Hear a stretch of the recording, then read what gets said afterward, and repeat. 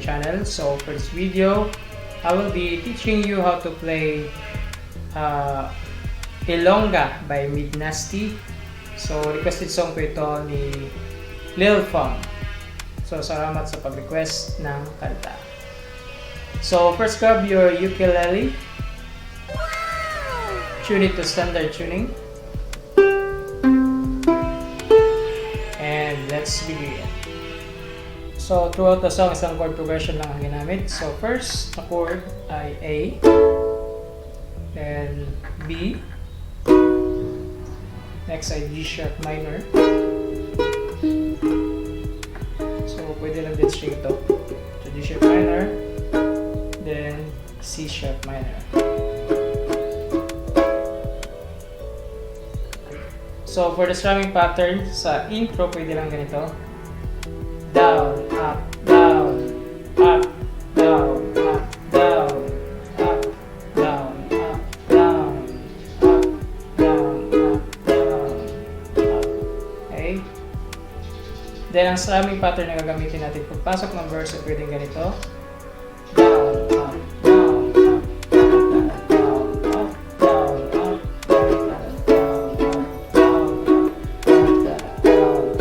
down,